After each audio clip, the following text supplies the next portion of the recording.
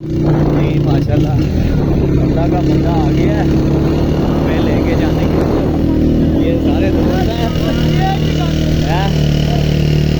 ठीक है, सारे दोस्त बैठे हैं।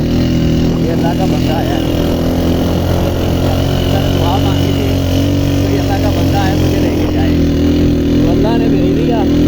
या अल्लाह तेरा शुक्र है, दुआएं सुनता है, दुआएं सुनता है।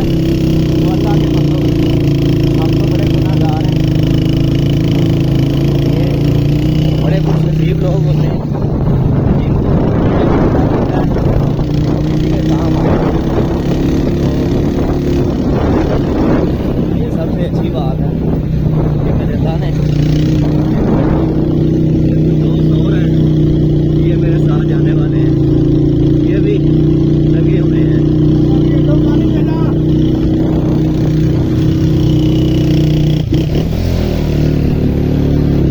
ये भी सारे दोस्त हैं।